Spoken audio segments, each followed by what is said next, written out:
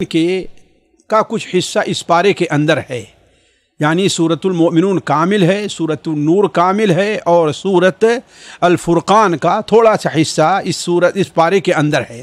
تو پہلا جو یہ پارہ شروع ہو رہا ہے وہ سورۃ المؤمنون سے شروع ہو رہا ہے۔ یہ سورت مکی ہے اور مکی سورتوں کے طریقے سے اس سورت کا موضوع بھی عقیدہ ہے۔ خصوصاً آپ دیکھیں گے عقیدہ توحید، عقیدہ آخرت پر بہت زیادہ زور دیا گیا ہے۔ عقیدہ توحید اور عقیدہ آخرت پر بہت زیادہ زور دیا گیا ہے، اور اسی کے ضمن میں عقیدہ رسالت پر بھی لوگوں کی توجہ دلائی گئی ہے۔ یہ سورت کی ابتدا اللہ تبارک و تعالیٰ نے قد افلح المؤمنون ایک بشارت کے طور پر، ایک خوشخبری کے طور پر مسلمانوں کے سے فرمائی ہے کہ مؤمنون کامیاب ہو گئے۔ پھر اس کے بعد اللہ تبارک و تعالیٰ نے اس کے اندر 6 یا 7 صفات بیان کی ہیں، جن صفات کو، یعنی صرف مومن ہو جانا کافی نہیں ہے، مومن ہونے کے ساتھ ساتھ کچھ عمل بھی درکار ہیں۔ اگر کوئی شخص اپنے اندر یہ 6 صفات پیدا کر لے رہا ہے تو وہ یقیناً اللہ تبارک و تعالیٰ کے وعدے کے مطابق اولئک الذین یرثون الفردوس ھم فیہا خالدون، یہی لوگ ہیں جو جنت کے وارث بنیں گے یا جنت میں انہیں اونچا مقام ملنے والا ہے۔ وہ صفات سب سے پہلے ایمان کے ساتھ ساتھ کیا ہے؟ نماز میں خشوع ہے، دوسری چیز لغویات سے پرہیز ہے، تیسری چیز زکوٰۃ کی ادائیگی ہے، چوتھی چیز شرمگاہ کی حفاظت ہے، پانچویں چیز امانت کی ادائیگی ہے، چھٹی چیز عہد کی پابندی ہے، اور ساتویں چیز نماز کی حفاظت ہے۔ اس بات وہاں پر یہ چیز قابل غور ہے کہ نماز میں خشوع کا ذکر جہاں اللہ تعالیٰ نے فرمایا تو اس کے فوراً بعد، حالانکہ نماز کے بعد زکوٰۃ کا ذکر ہوتا ہے، عام طور پر قرآن مجید میں اقاموا الصلاۃ وآتوا الزکاۃ، جگہ جگہ آپ یہ چیز پائیں گے کہ نماز کے ساتھ زکوٰۃ کا ذکر آیا ہے، لیکن یہاں پر زکوٰۃ کے ذکر سے پہلے فوراً اللہ تبارک و تعالی نے والذین هم عن اللغو معرضون، وہ لوگ جو لغو سے پرہیز کرتے ہیں۔ تو اصل بات وجہ اس کی ہے کہ یہاں نماز کا حکم نہیں ہے،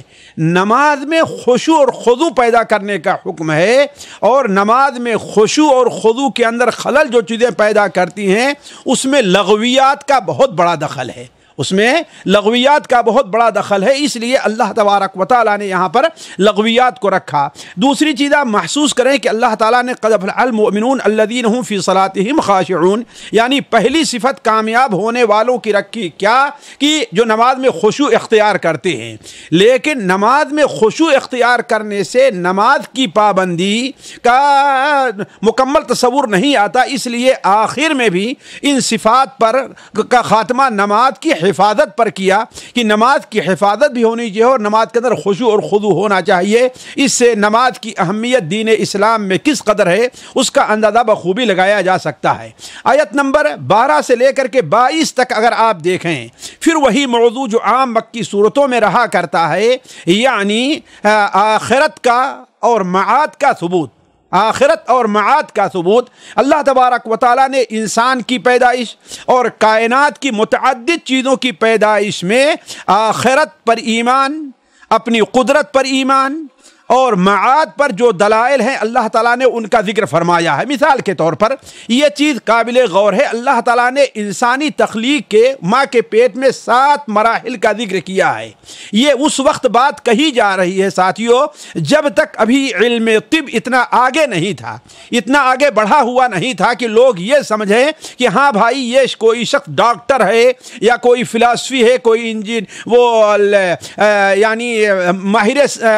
علوم سائنسداں ہے، وہ یہ بات کہہ رہا ہے۔ نہیں، اللہ کے رسول صلی اللہ علیہ وسلم جنہوں نے آپ نے کوئی کتاب پڑھی ہی نہیں تھی، بلکہ لکھنا بھی نہیں جانتے تھے، اسی لیے ان چیزوں کا اور اس تفصیل کے ساتھ ذکر کرنا وقت نہیں بنا۔ تفصیل سے میں کہتا کہ بعض چیزوں کو اللہ نے ثم سے، یعنی جس میں تاخیر ہوتی اس سے بیان کیا ہے، اور بعض چیزوں کو ف سے بیان کیا ہے۔ اس کا مطلب یہ ہے کہ جو چیز ثم سے ہے اس کے اندر تاخیر ہے، اور جو ف سے ہے ان میں اتنی تاخیر نہیں ہے۔ تو اللہ تبارک و تعالیٰ نے ماں کے پیٹ میں بچے کی جو پیدائش ہے اس کے 7 مراحل کا ذکر کیا ہے، یعنی مٹی کا خلاصہ، نطفہ، علقہ،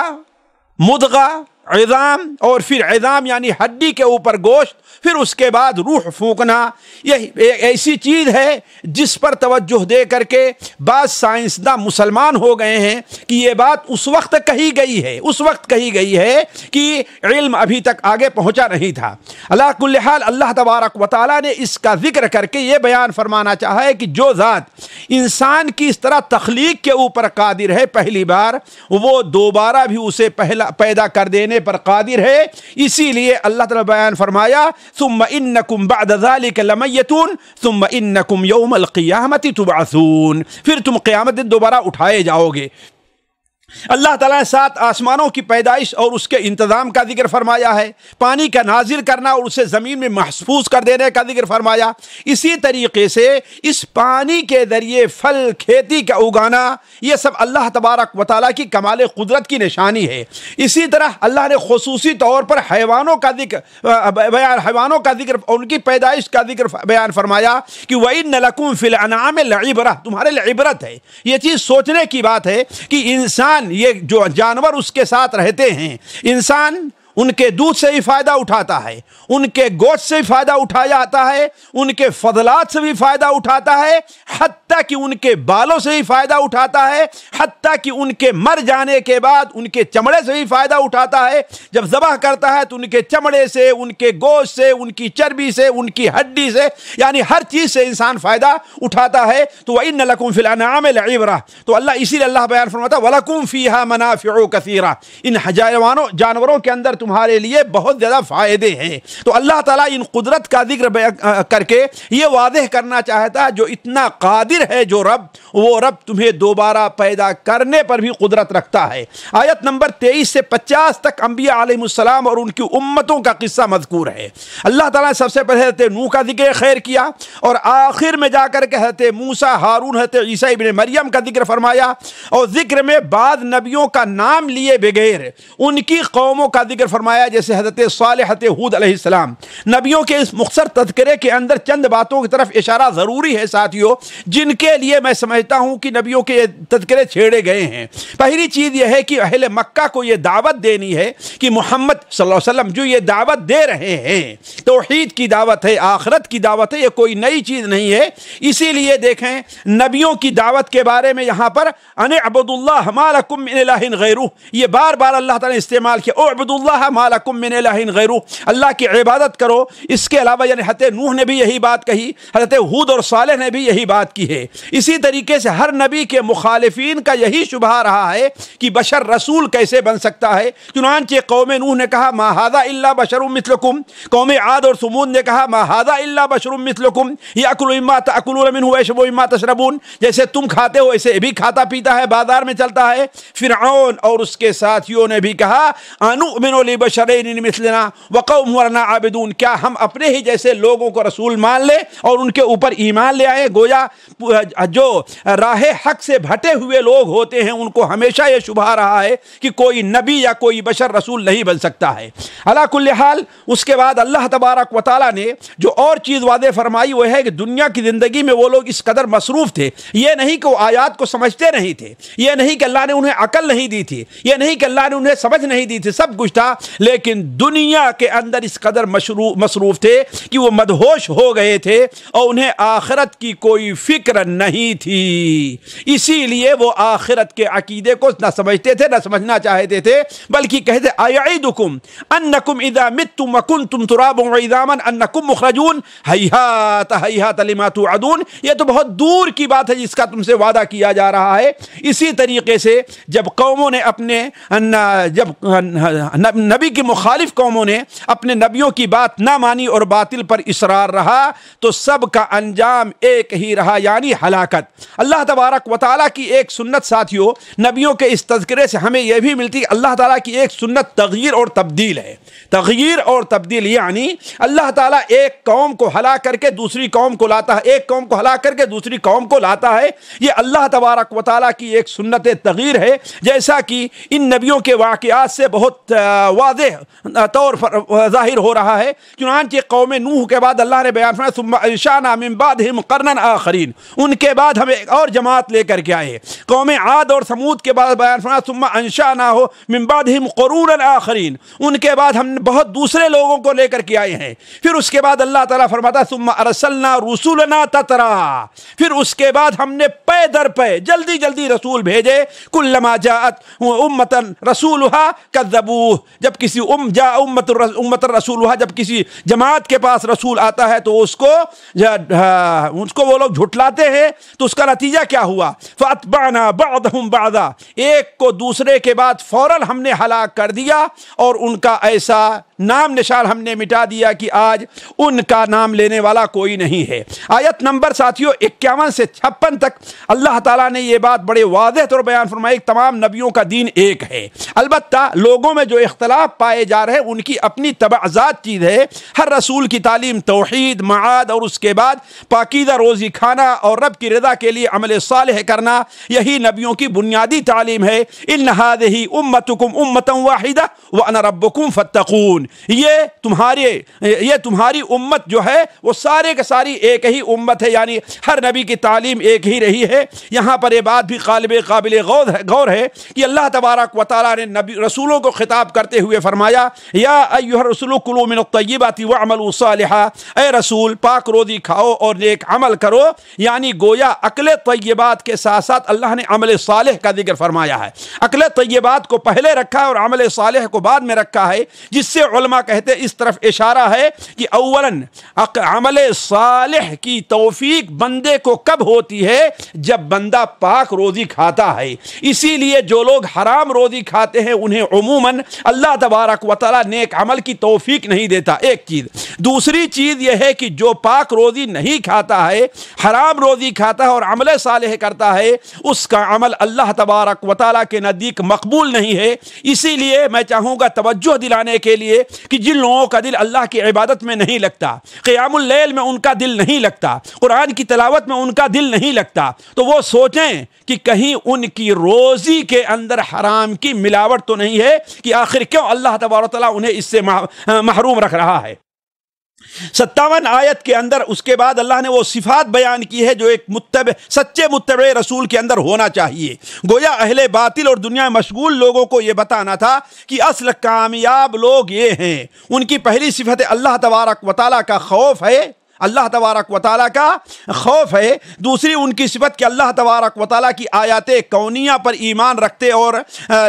یقین رکھتے ہیں۔ ان الذین هم من خشیۃ ربهم مشفقون والذین هم بآیات ربهم یؤمنون والذین هم بربهم لا یشرکون، یہاں سے اللہ نے بیان فرمایا ہے کہ وہ اللہ تعالیٰ کے ساتھ شرک نہیں کرتے اور ہر ممکن جس قدر ان سے ہو سکتا ہے نیک عمل کرتے ہیں اور نیک عمل میں حسن پیدا کرتے ہیں۔ اور اس کے بعد پانچویں ان کی جو صفت بہت اہم ہے وہ یہ ہے کہ وَقُلُوبُهُمْ وَجِلَةٌ أَنَّهُمْ إِلَىٰ رَبِّهِمْ رَاجِعُونَ، ان تمام کے باوجود ان کے دل ڈرتے رہتے ہیں، اللہ سے خوف کھاتے رہتے ہیں کہ پتہ نہیں میری نماز قبول، میری عبادت قبول ہوگی کہ نہیں قبول ہوگی۔ آیت نمبر 63 سے 82 تک اللہ تعالیٰ نے کلام کا رخ اہل مکہ کی طرف پھیر دیا ہے کہ حقائق واضح ہو جانے کے بعد بھی ان کا معاملہ غفلت ہی کا ہے، وہ آیات قرآنیہ پر توجہ دیتے نہیں ہیں اور اس پر نازل ہونے والے عذاب سے لوگوں پر ان پر جو عذاب آیا ہوا ہے خشک سالی کا یا اور چیز کا، اس سے وہ عبرت حاصل نہیں کرتے، بلکہ اپنی مجلسوں میں بیٹھے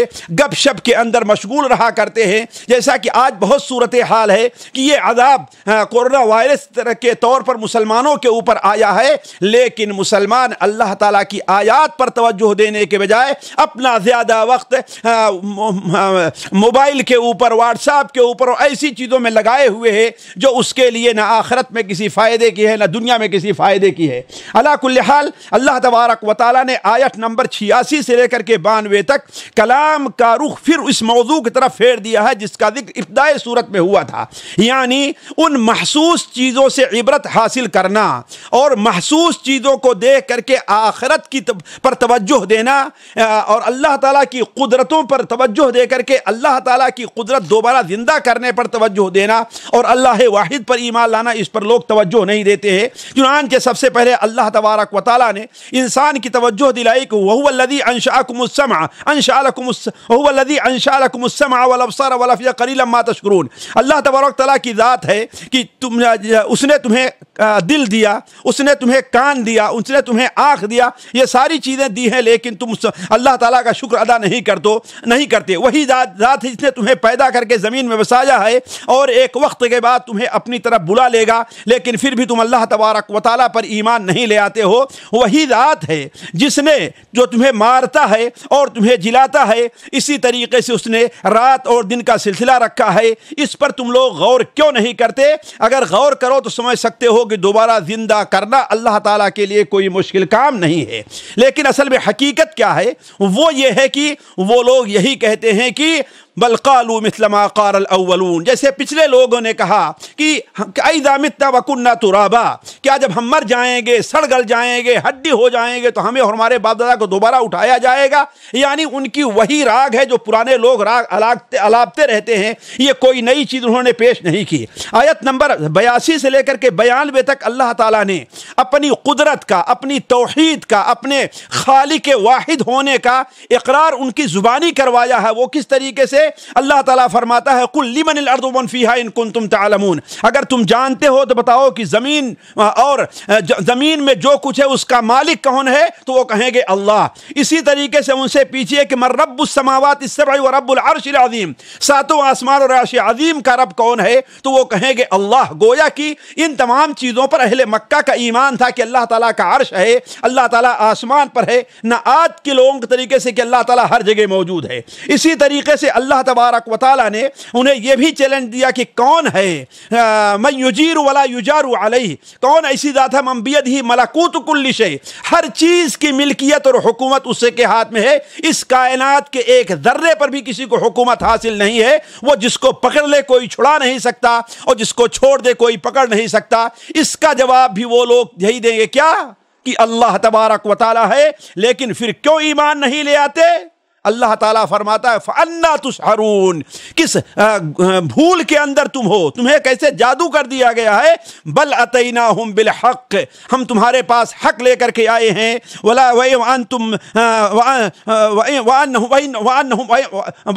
اتیناہم بالحق وَإِنَّهُمْ لَكَاذِبُونَ، بل ہم لے کر کے آئے حق لے کر کے لیکن وہ اس کو جھٹلا رہے ہیں۔ اسی طریقے سے اللہ تبارک و تعالیٰ نے آیت نمبر 93 سے 98 تک یہ خطاب نبی کریم صلی اللہ علیہ وسلم طرف موڑ دیا ہے، بلکہ ہر مسلمان، ہر داعی، ہر مبلغ کو اس پر توجہ دینی چاہیے کہ جو لوگ دین کے راستے سے دور ہوں، سمجھانے اس کے باوجود حق کے قریب نہ آنا چاہیں، تو گویا اللہ کے عذاب کو وہ دعوت دے رہے ہیں۔ اب آپ کا موقف درجے ذیل ہونا چاہیے۔ میں گنا دے رہا ہوں،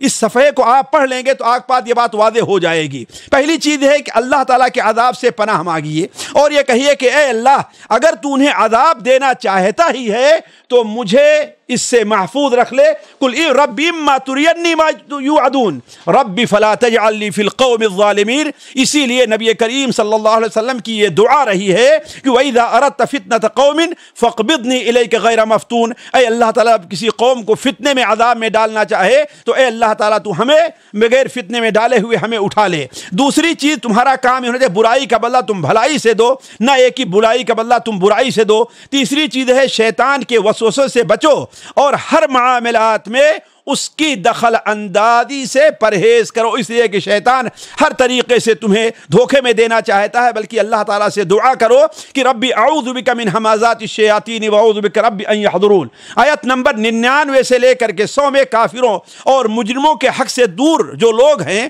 ان کی موت کے قریب جو ان کی کیفیت ہوگی، اللہ نے اس کا ذکر فرمایا ہے کہ حتی اذا جاء احدهم الموت قال رب ارجعون، وہ تمنا کریں گے جب موت کو اور عذاب کو اپنی تباہی کو دیکھ لیں گے تو کہیں گے اے اللہ تعالیٰ ہمیں تو واپس کر دے تاکہ میں نیک عمل کر کے آ جاؤں، لیکن اللہ تعالیٰ فرمائے گا انہا کلمۃ هو قائلھا، انہیں اتنا موقع ملا تھا نیک عمل کر لیتے لیکن اب انہیں دوبارہ واپس نہیں کیا جائے گا۔ آیت نمبر 101 سے لے کے 144 تک ساتھیوں قیامت کی بات ایسی ہولناکیوں کا ذکر ہے جس سے انسان کا وجود کانپ جائے، انسان کا دل دہل جائے، اسے پڑھنے اور اس پر غور کرنے کی ضرورت ہے۔ فَإِذَا نُفِخَ فِي الصُّورِ فَلَا أَنْسَبَ بَيْنَهُمْ يَوْمَئِذٍ وَلَا يَتَسَاءَلُونَ، جس دن سور پھونکا جائے گا نہ ہی وہاں پر کسی کا نسب کام دے گا، ولا یتساءلون، نہ ہی کوئی کسی کے بارے میں پوچھے گا۔ علی کل حال اس کے بعد کافروں کی بدبختی اور مومنوں کے اچھے انجام کا ذکر ہے۔ اس سلسلے میں جو سب سے خوفناک چیز ہمارے اور آپ کے سامنے اس صورت کے اندر بیان ہوئی ہے وہ یہ ہے کہ اللہ تبارک و تعالیٰ کے سامنے جب کافر جہنم میں جلتے جلتے پریشان ہو جائیں گے تو اللہ سے اپنی ایک عرضی پیش کریں گے کہ اے اللہ تعالیٰ ہم بدبخت ہیں، ہم نالائق تھے، اے اللہ تعالیٰ ہمیں دوبارہ واپس کر دے، اخرجنا منہا فإن عدنا فإنا ظالمون، اے اللہ تعالیٰ ہمیں اس آگ سے نکال لے، اب اگر دوبارہ ہم ایسا عمل کرتے ہیں آنے کے لیے تو ہم ظالم ہوں گے۔ لیکن اللہ تبارک و تعالیٰ اس کے جواب میں صرف یہ فرمائے گا اخسؤوا فیہا ولا تکلمون، اسی میں ذلیل ہو کر کے تم رہو، اب اس کے بعد سے تمہیں بات کرنے کی بھی اجازت نہیں ہے۔ اور اس کے بعد اللہ تعالیٰ نے ایک بڑی عبرت کی بات یہ بتائی ہے کہ آخر ہم نے اپنے نیک بندوں کو یہ مقام کیوں دیا کہ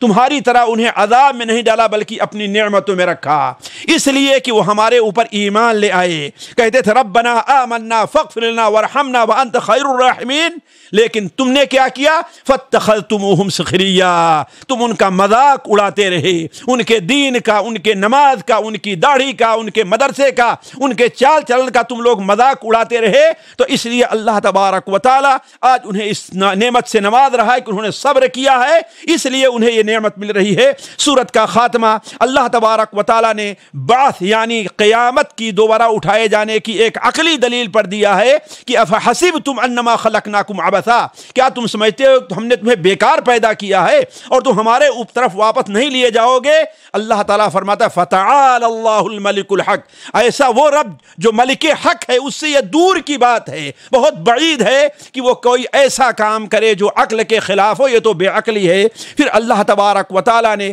اس سورت کے خاتمے پر کافروں کو ان کے شرک کی وجہ سے جو عذاب دیا جا رہا اس کا ذکر فرمایا۔ اسی لیے اہل علم کہتے ہیں کہ بلکہ میں شروع ہی سے کہتے آ رہا ہوں کہ ابتدائے سورت اور آخر سورت کے اندر بڑی مناسبت ہوتی ہے۔ سورت کے شروع میں ان مومنوں کا ذکر تھا جو کامیاب ہونے والے ہیں، اور سورت کے آخر میں کافروں کا ذکر ہے کہ انہ لا یفلح الکافرون، کافر کامیاب نہیں ہوں گے۔ اس پارے کی دوسری سورت اور بڑی اہم سورت ساتھیوں سورت النور ہے۔ یہ سورت بلا شبہ مدنی ہے، بلکہ مدنی دور میں غزوہ بنی مستلق کے بعد نازل ہوئی، یعنی 4-5 ہجری کے بعد نازل ہوئی ہے۔ اس سورت کا بنیادی موضوع اگر آپ دیکھنا چاہیں تو عفت اور پاک بازی ہے۔ ایک الفاظ میں اگر کچھ ادا کیا جاتا ہے وہ ہے کہ عفت اور پاک بازی ہے، یعنی اللہ تعالیٰ نے وہ اصول بیان کیے ہیں جن اصول کو اپنا کر کے کوئی پاکیزہ معاشرہ اور پاکیزہ ماحول تیار ہو سکتا ہے۔ اس سورت کی پہلی آیت میں اللہ تبارک و تعالیٰ نے بڑے زوردار انداز میں ایک تنبیہ کی ہے مسلمانوں کو کہ سورۃ انزلناها وفرضناها وانزلنا فيها آیات بینات لعلکم تذکرون، اے لوگو یہ سورت ہے جو ہم تمہارے اوپر نازل کر رہے ہیں اور ان میں وہ دلائل موجود ہیں، وہ احکام موجود ہیں جسے اللہ تعالیٰ نے فرض کیا ہے، لہذا اس کو پڑھنے اور اس کو لینے میں ذرا تم سمجھنا کہ یہ اللہ تبارک و تعالیٰ کا فریضہ ہے، کسی عام انسان کا نہیں ہے۔ آج یہ چیز عموماً ہمارے لوگوں کے ذہن میں غافل ہے کہ دنیا کے قانون کو زیادہ اہمیت دیتے ہیں اور اللہ کے قانون کو اہمیت نہیں دیتے، جبکہ چاہیے کہ اللہ کا قانون وہ زیادہ اہمیت رکھے، دنیا کے قانون کی وہ اہمیت نہ ہو۔ اللہ تعالیٰ نے 2 آیت سے لے کر کے 10 آیت تک زنا سے متعلقہ احکام بیان فرمائے ہیں، کیونکہ کسی بھی معاشرے میں فساد کا بہت بڑا پہلا سبب جو بنتا ہے وہ زنا اور اس سے متعلقہ چیزیں بنتی ہیں، جیسا کہ آپ لوگ بار بار پڑھتے آئے ہیں۔ نبی کریم صلی اللہ علیہ وسلم کی وہ حدیث جو مستدرک حاکم ہے عبداللہ ابن عباس سے مروی ہے کہ آپ صلی اللہ علیہ وسلم نے ارشاد فرمایا اذا ظہر الزنا والربا فی قوم فقد احلوا بانفسہم عذاب اللہ، جب کسی قوم کے اندر زنا اور سود کا دورہ ہو جائے، سود کا بازار گرم ہو جائے اور زنا عام ہو جائے تو گویا وہ قوم کے لوگ اپنے اوپر اللہ تعالیٰ کے عذاب کو دعوت دے رہے ہیں۔ زنا کی حد پہلے سب سے اس میں کیا ہے، زنا کی حد بیان ہوئی ہے، یعنی اگر کوئی مرد ہے یا عورت زنا کرتا ہے تو اللہ تبارک و تعالی نے اس کی حد 100 کوڑے رکھی ہے، اور یہ 100 کوڑے عام مجمع کے اندر وَلْيَشْهَدْ عَذَابَهُمَا طَائِفَةٌ مِّنَ الْمُؤْمِنِينَ عام مجمع کے اندر دی جائے گی۔ اس کے بعد اللہ تبارک و تعالی نے مسلمانوں کے لیے یہ قانون بنایا ہے کہ زانیہ عورت، کسی مسلمان عورت سے اس کی شادی نہیں ہو سکتی۔ اسی لیے بہت سے علماء اس طرف گئے ہیں کہ اگر کوئی ایسی عورت ہے جو زانیہ ہے، اپنے زنا سے توبہ نہیں کرتی ہے، زنا کے اندر ملوث ہے، پھر اگر کسی پاکباز مسلمان مرد سے اس کی شادی ہوتی ہے تو بعض علماء اس طرف گئے ہیں کہ یہ شادی منعقد ہوگی بھی نہیں، اس طرف توجہ دینا چاہیے الا یہ کہ وہ توبہ کر چکی ہو۔ تو اللہ تبارک و تعالیٰ نے بیان فرما دیا ہے کہ زانیہ جس کا پیشہ زنا بن جائے، جو زنا کو پسند کرتی ہے، اگرچہ اپنے آپ کو مسلمان کہہ رہی ہے، اپنے آپ کو شریف زادی کر رہی ہے، لیکن چھپے طور پر اگر وہ زنا کو پسند کرتی ہے اور زنا سے ممانعت نہیں کرتی تو وہ کسی مسلمان کے لیے جائز نہیں ہے۔ نہ اسی طریقے سے اگر کوئی مسلمان مرد ہے، اگر وہ زنا کرتا ہے، زنا سے توبہ نہیں کرتا، زنا پر شرمندہ نہیں ہے، تو اس کی شادی کسی پاکباز مسلمان عورت سے نہیں ہو سکتی ہے۔ تیسرا یا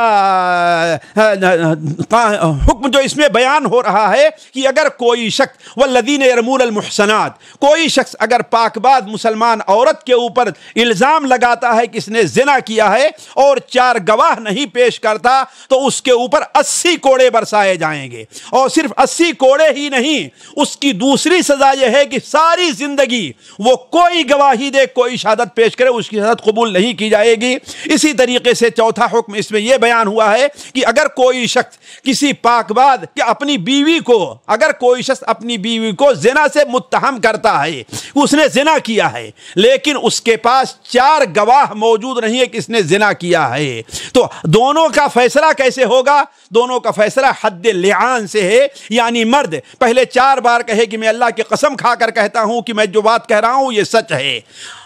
اور 5ویں بار کہے اگر میں سچا نہیں تو میرے اوپر اللہ تعالیٰ کی لعنت ہو۔ اسی طریقے سے عورت کہے گی 4 بار میں قسم کھا کر کہتی ہوں کہ یہ جھوٹا ہے، اور 5ویں بار کہے گی کہ اگر یہ سچا ہے تو میرے اوپر اللہ تعالیٰ کا غضب ہو۔ اس کے بعد دونوں میں تفریق کرا دی جائے گی، ساری زندگی دونوں کبھی ایک دوسرے کے ساتھ یعنی ان کی شادی نہیں ہو سکتی ہے۔ اسی طریقے سے اللہ تبارک و تعالیٰ نے 11 نمبر آیت سے لے کر کے 26 نمبر آیت تک مائی عائشہ الطاہرہ المطہرہ 7ویں آسمان پر سے جن کی برکت نازل، جن کے بارے میں ان کی طہارت نازل ہوئی ہے، مائی عائشہ رضی اللہ تعالی عنہا پر تہمت کے واقعے کا ذکر فرمایا ہے کہ ان الذین جاؤوا بالافک عصبۃ منکم لا تحسبوه شرا لکم بل هو خیر لکم لکل امرئ منهم ما اکتسب من الاثم والذی تولى کبرہ منهم له عذاب عظیم۔ اس کے لیے اللہ تعالیٰ نے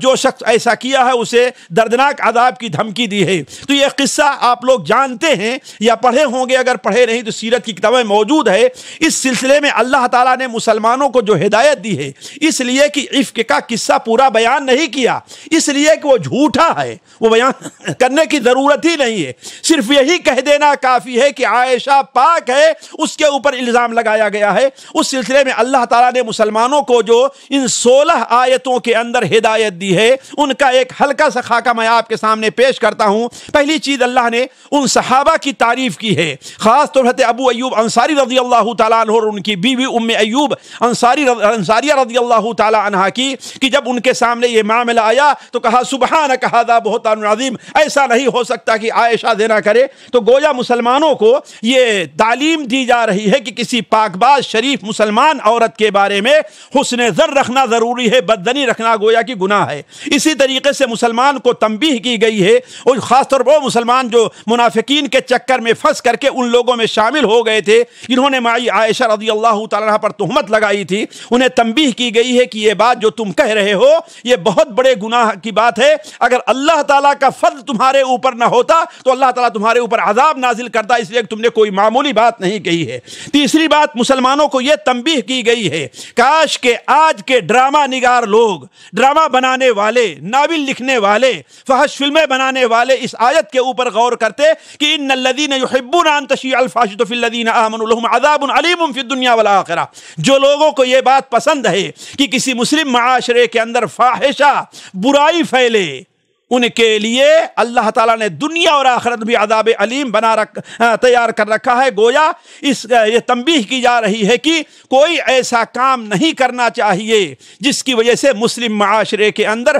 फहश और यानी ज़िना और उससे मुताल्लिक़ा चीज़ें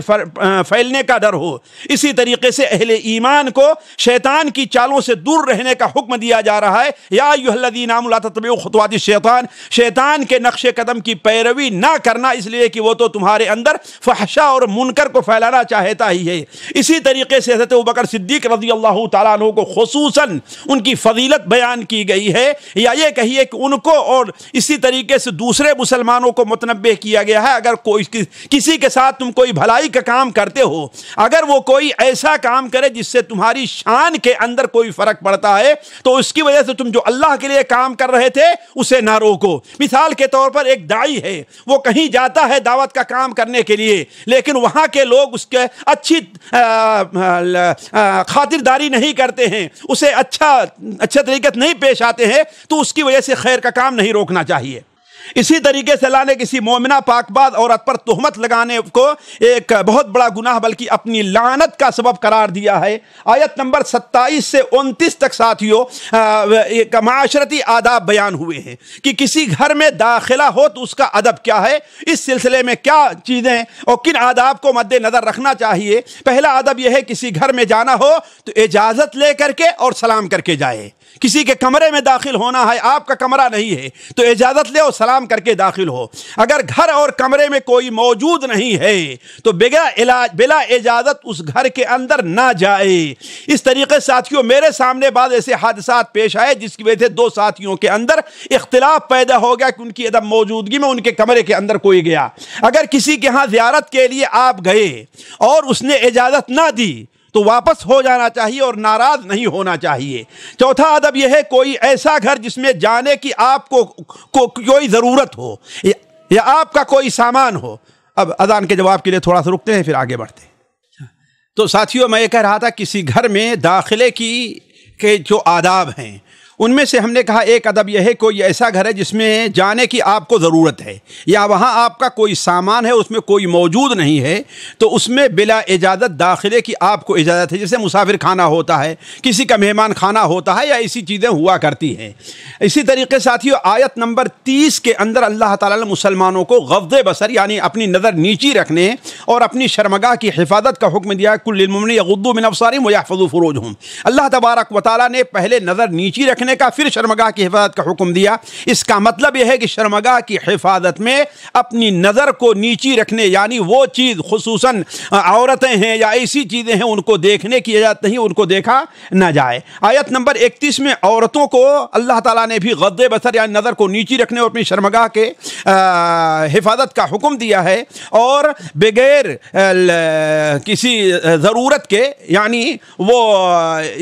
गैर महरम के सामने अपनी ज़ीनत के ज़ाहिर करने से अल्लाह तबारक व तआला ने रोका है। अलबत्ता महरम कौन है, अल्लाह ताला ने इस आयत में उनमें से 12 ऐसे लोगों का जिक्र फरमाया। बात तो महरम नहीं है, लेकिन यह है कि उनके सामने औरत अपनी ज़ीनत को ज़ाहिर कर सकती है। जैसे ज़ीनत से मुराद क्या है, अपना चेहरा है या अपना दोनों हाथ है या सर है या बसा औकात अपने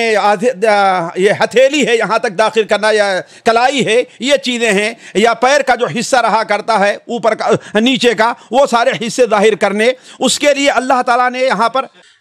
तो साथियों मैं ये बता रहा था कि किसी घर में दाखिले के आदाब क्या हैं। उनमें से एक अदब ये भी है कि किसी घर में आपको जाने की ज़रूरत है, अगरचे आपका घर नहीं है, आपका वहाँ पर कोई सामान है, تو اگر آپ اس میں جانا چاہیں تو بغیر اجازت کے جا سکتے ہیں۔ جیسے مسافر خانہ ہے، انسان رہا کرتا ہے، یا کسی کا مہمان خانہ ہے، ایک بار آپ کو آنے کی اجازت دے دی ہے، دوبارہ آپ اگر جانا چاہتے ہیں، آپ کو وہاں پر سامان ہے، آپ وہاں پر رہتے ہیں، ضرورت ہے، تو آپ بغیر اجازت کے بھی اس میں جا سکتے ہیں۔ آیت نمبر 30 میں اللہ نے مسلمانوں کو غض بصر یعنی اپنی نظروں کو نیچی رکھنے، اور نظروں کو نیچی رکھنے سے مراد یہ ہے کہ ہر وہ چیز جس کا دیکھنا خصوصاً عورتوں سے متعلق دیکھنا جائز نہیں ہے، ان چیزوں کو نہ دیکھے، بلکہ انسان اپنی نظر کو وہاں پر نیچی کر لے، اپنی نظر کو پھیر لے۔ تو نظر کو نیچی رکھنے اور اپنی شرمگاہ کی حفاظت کا اللہ تعالیٰ نے حکم دیا ہے، یعنی زنا، لواطت وغیرہ سے پرہیز کا حکم دیا ہے۔ اور اللہ نے غض بصر کو مقدم کیا اس لیے کہ عموماً آپ دیکھ لیں کہ انسان زنا کے اندر دوسری چیزوں میں کب پڑتا ہے؟ جب اپنی نظر کی حفاظت سے کوتاہی کرتا ہے۔ تو آیت نمبر 31 میں عورتوں کو بھی نظر کے نیچی رکھنے اور اپنی شرمگاہ کے حفاظت کا حکم دیا ہے، اور اجنبی مردوں کے سامنے انہیں اپنی زینتوں کو ظاہر کرنے سے روکا ہے۔ وَلَا يُبْدِينَ زِينَتَهُنَّ إِلَّا مَا ظَهَرَ مِنْهَا۔ پھر ان 12 مردوں کا ذکر فرمایا ہے جن کے سامنے عورت اپنی زینت کو ظاہر کر سکتی ہے۔ زینت سے مراد یہاں پر وہ چیزیں ہیں جیسے دونوں ہاتھ ہیں، یا ہاتھ کا آگے کا تھوڑا سا حصہ ہے، یہ نہیں کہ پورا یہاں تک کندھے تک ہو۔ اسی طریقے سے چہرہ ہے، یا اپنے سر کے بال ہے، یا اپنے پیر ہے، اور پیر میں ابتدائی حصہ جو پڈلی کا ہوتا ہے وہ ہوتا ہے، نہ کہ پورا اوپر تک، آدھی پڈلی کے اوپر تک کا حصہ، ایسا نہیں۔ یہ ظاہر کرنا جائز ہے، وہ اللہ تعالیٰ نے اس میں 12 کا شمار کیا ہے۔ شوہر ہے، باپ ہے، سسر ہے، شوہر کے بیٹے ہیں، اپنے بیٹے ہیں، بھائی، بھتیجے، بھانجے، عورتیں، زرخرید، غلام، نابالغ بچے، اور وہ لوگ جن کے اندر جنسی شہوت نہیں ہے، ان تمام لوگوں کے سامنے اپنی عورت اپنی زینت کو ظاہر کر سکتی ہے۔ اسی ضمن میں اللہ تبارک و تعالیٰ نے عورتوں کو اس حرکت سے بھی منع فرمایا، ہر اس حرکت سے جس سے اس کی پوشیدہ زینت ظاہر ہو جائے، جیسے پیر کا پٹھکنا، چوڑیوں کا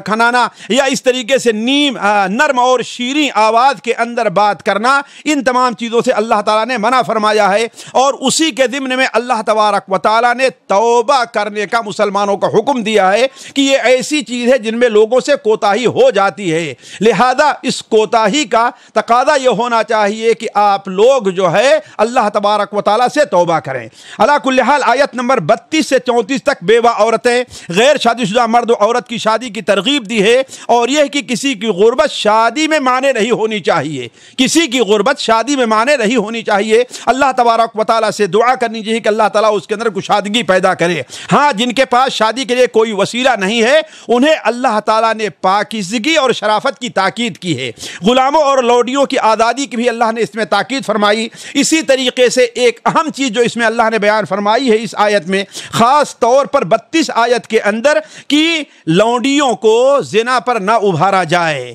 اس زمانے میں ہوتا تھا کہ اس کے ذریعے سے لوگ کمائی کرتے تھے، تو گویا آج یہ بیان کیا جا رہا ہے کہ کوئی بھی ایسا ذریعہ معاش اختیار کرنا جائز نہیں ہے جس کے اندر زنا کو یا اس سے متعلقہ چیزوں کو فروغ ملتا ہو۔ آیت نمبر 35 سے 40 تک اللہ تبارک تعالیٰ نے ایک نور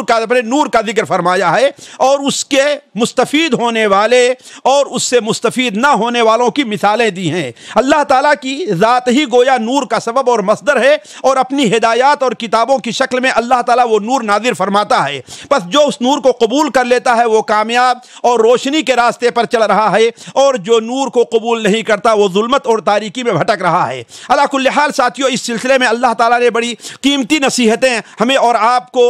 بیان فرمائی ہیں، لیکن میں صرف ایک بات پر توجہ دلانا چاہتا ہوں۔ اللہ تبارک و تعالیٰ نے ان لوگوں کی مثال جنہیں نور نہیں ملا، اللہ تعالیٰ کی کتاب سے انہوں نے ہدایت حاصل نہیں کی، نبی کے ذریعے جو تعلیم آئی انہوں نے قبول نہیں کیا، اللہ نے ان کی مثال کیا دی ہے؟ وہ سمندر کی، گہرے سمندر کی تہ میں ہیں، اور موجوں پر موجیں ہیں، تاریک ہے، بادل چھائے ہوئے ہیں، ایسی تاریکی کے اندر موجود ہیں کہ ہاتھ پھیلائیں تو پھر بھی دکھائی نہیں دیتے۔ یہ ایسی منظر کشی کی گئی ہے،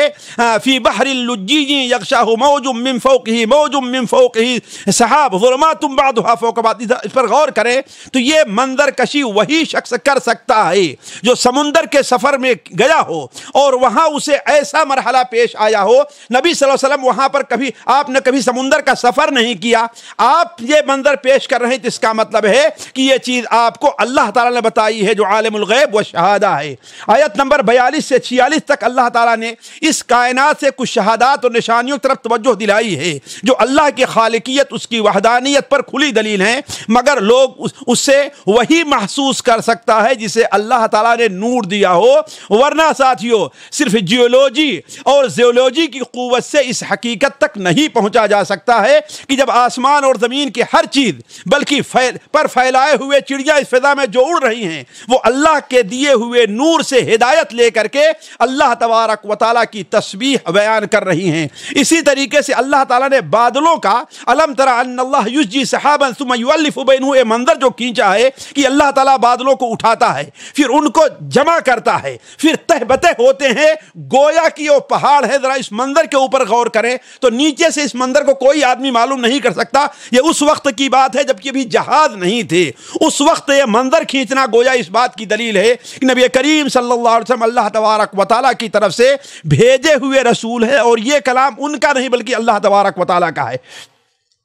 علی کل حال آیت نمبر 47 سے 54 تک اللہ نے منافقوں کی بعض ناشائستہ حرکتوں پر سے اللہ تعالیٰ نے پردہ اٹھایا ہے۔ ان میں ان کی سب سے بری حرکت یہ تھی کہ جہاں پر ان کا اپنا فائدہ ہوتا تھا وہاں تو فیصلہ اللہ کے رسول کی خدمت میں لے جایا کرتے تھے، لیکن جہاں نقصان ہوتا تھا اللہ کے رسول صلی اللہ علیہ وسلم کے پاس نہیں بلکہ یہودیوں کے پاس لے جایا کرتے تھے۔ تو گویا یہ مثال ہے کہ آج ہمارا جہاں فائدہ ہو وہاں ہم مولوی سے فتویٰ پوچھیں گے، اور جہاں ہمارا نقصان ہو ہم دنیاوی عدالتوں کے پاس جائیں گے جہاں پر کفر کے مطابق فیصلہ ہوتا ہے۔ اللہ تبارک و تعالیٰ نے آیت نمبر 55 سے 57 کے اندر مسلمانوں کو جو ہجرت کے بعد بے امنی کی شکایت کر رہے تھے اور پریشانی کی زندگی بسر کر رہے تھے، اللہ تعالیٰ نے انہیں اس زمین پر غلبہ اور حکومت اور امن و امان کے حصول کا وعدہ فرمایا، لیکن اس کے عوض میں اللہ تعالیٰ نے ان سے کیا مطالبہ کیا کہ وہ اللہ کی عبادت کریں، شرک سے پرہیز کریں، نماز کا اہتمام کریں، زکوٰۃ دے اور رسول کی اطاعت کرے۔ اگر یہ چیز کرتے رہے تو انہیں نماز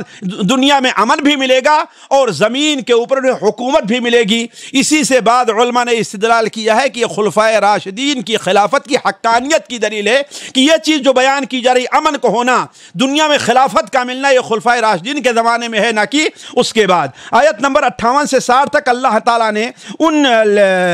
بعض احکام طرف دوبارہ اللہ تعالیٰ پلٹ کر کے آیا ہے جن احکام کا ذکر اس میں تفصیل کے ساتھ ہو رہا تھی، یعنی ستر و حجاب کا ذکر اللہ تعالیٰ نے اس میں بیان فرمایا کہ جو تمہارے زیر دست ہے یا نابالغ بچے ہیں وہ تمہارے پاس آئے جائیں گھر میں تو ان کو اجازت کی ضرورت نہیں۔ ہاں 3 وقت ایسے ہیں جو اجازت کی ضرورت ہے، وہ کب ہے؟ فجر سے پہلے ہے، عشاء کے بعد ہے، اور دوپہر میں قیلولہ کے وقت ہے۔ البتہ بلوغت کے بعد ہر کسی کو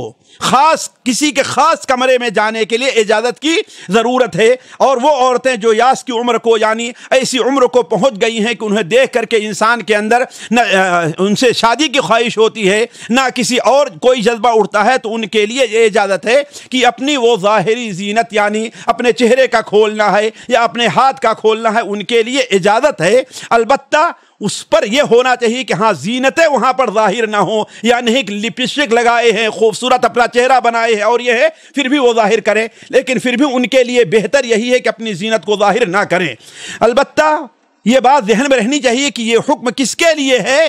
ان بوڑھی عورتوں کے لیے ہے۔ البتہ بوڑھا مرد جو ہوگا چاہے 60 سال کا ہے، 65 کا ہے، 75 کا ہے، ہر جوان عورت کو جو اس کی محرم نہیں ہے اس سے پردہ کرنا ہوگا۔ یہ نہیں کہا جائے گا کہ ہاں بھائی جوان عورتوں کو تو بوڑھی عورتوں کو اس سے رخصت ہے، لہذا مردوں کو بھی اس سے رخصت اس کے بارے میں رخصت ہونی چاہیے۔ آیت نمبر 61 میں اللہ تبارک و تعالیٰ نے مسلمانوں کی ایک پریشانی کو حل کیا ہے۔ وہ ساتھیوں پریشانی یہ تھی کہ مسلمان جب جہاد پر جاتے تھے تو اپنے کسی کمزور، بیمار یا مجبور رشتہ دار کو اپنے گھر کی ذمہ داری سونپ کر کے جایا کرتے تھے، لیکن وہ امانت داری کی وجہ سے بھوکے رہ جاتا تھا، لیکن وہاں سے کچھ لیتا نہیں تھا، پریشان ہوتا تھا لیکن کچھ کھاتا نہیں تھا۔ اللہ تعالیٰ نے کہا کہ نہیں، لیس علیکم